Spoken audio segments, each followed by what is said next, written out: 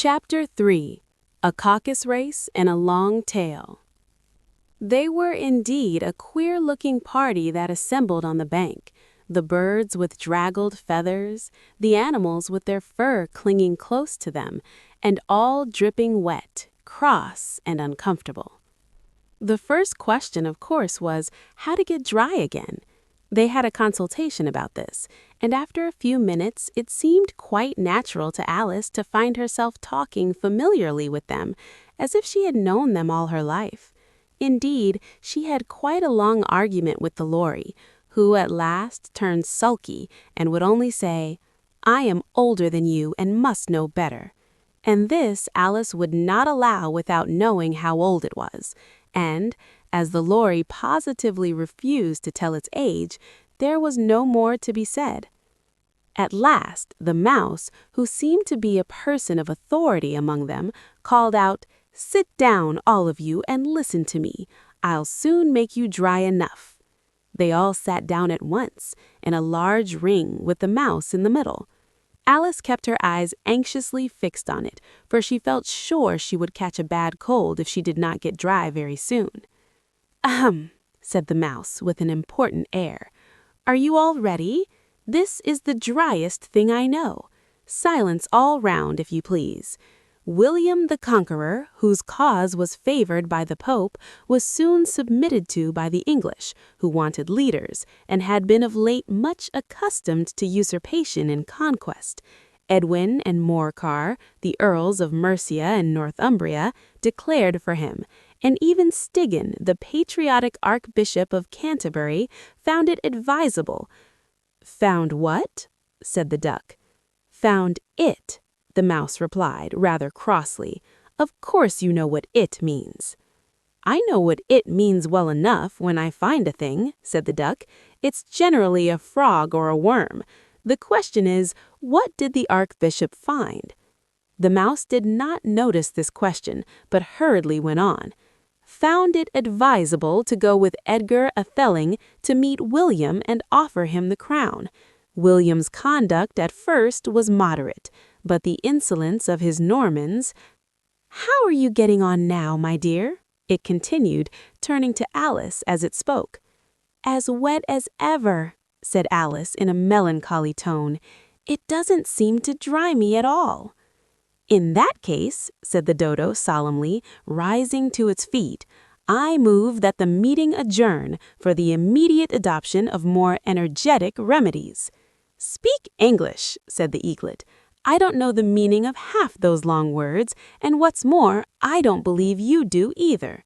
And the Eaglet bent down its head to hide a smile. Some of the other birds tittered audibly. "What I was going to say," said the Dodo in an offended tone, "was that the best thing to get us dry would be a caucus race." "What is a caucus race?" asked Alice. Not that she wanted much to know, but the Dodo had paused as if it thought somebody ought to speak, and no one else seemed inclined to say anything. "Why," said the Dodo, "the best way to explain it is to do it. And as you might like to try the thing yourself some winter day, I will tell you how the Dodo managed it. First, it marked out a race course in a sort of circle. The exact shape doesn't matter, it said. And then all the party were placed along the course, here and there. There was no 1, 2, 3 and away, but they began running when they liked and left off when they liked, so that it was not easy to know when the race was over. However, when they had been running half an hour or so and were quite dry again, the Dodo suddenly called out, "The race is over!" And they all crowded round it, panting and asking, "But who has won?"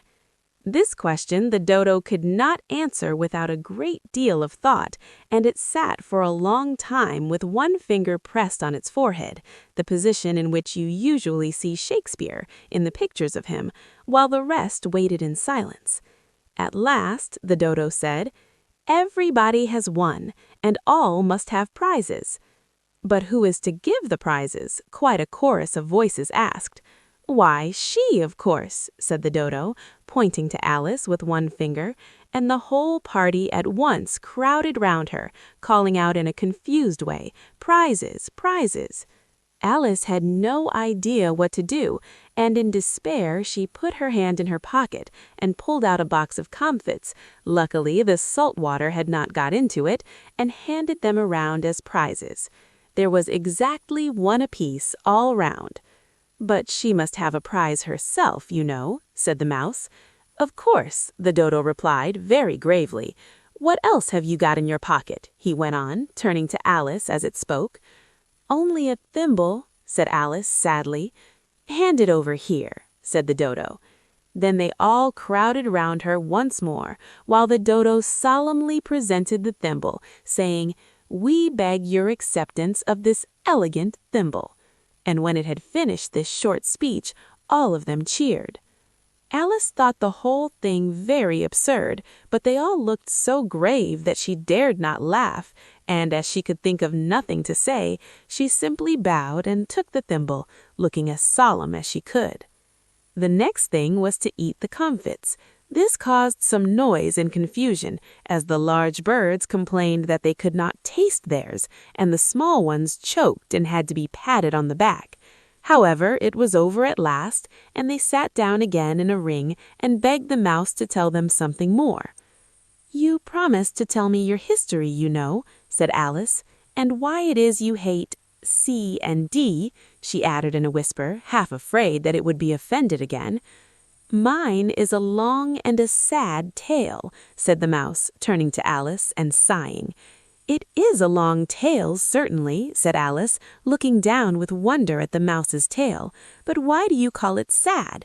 And she kept on puzzling about it while the mouse was speaking, so that her idea of the tale was something like this.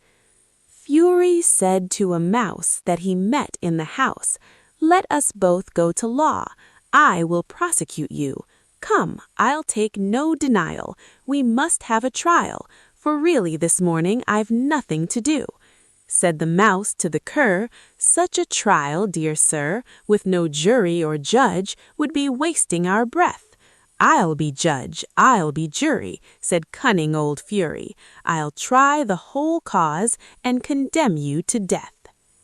"You are not attending," said the mouse to Alice severely. "What are you thinking of?" "I beg your pardon," said Alice very humbly. "You had got to the fifth bend, I think." "I had not," cried the mouse sharply and very angrily. "A knot?" said Alice, always ready to make herself useful and looking anxiously about her. "Oh, do let me help to undo it." "I shall do nothing of the sort," said the mouse, getting up and walking away. "You insult me by talking such nonsense." "I didn't mean it," pleaded poor Alice, "but you're so easily offended, you know." The mouse only growled in reply. "Please come back and finish your story," Alice called after it, and the others all joined in chorus. "Yes, please do." But the mouse only shook its head impatiently and walked a little quicker. "What a pity it wouldn't stay," sighed the lory, as soon as it was quite out of sight, and an old crab took the opportunity of saying to her daughter, "Ah, my dear, let this be a lesson to you never to lose your temper." "Hold your tongue, Ma," said the young crab, a little snappishly. "You're enough to try the patience of an oyster." "I wish I had our Dinah here, I know I do," said Alice aloud, addressing nobody in particular. "She'd soon fetch it back." "And who is Dinah, if I might venture to ask the question?" said the lory. Alice replied eagerly, for she was always ready to talk about her pet. "Dinah's our cat, and she's such a capital one for catching mice you can't think. And oh, I wish you could see her after the birds. Why, she'll eat a little bird as soon as look at it." This speech caused a remarkable sensation among the party. Some of the birds hurried off at once. One old magpie began wrapping itself up very carefully, remarking, "I really must be getting home. The night air doesn't suit my throat." And a canary called out in a trembling voice to its children, "Come away, my dears, it's high time you were all in bed." On various pretexts they all moved off, and Alice was soon left alone. "I wish I hadn't mentioned Dinah," she said to herself in a melancholy tone.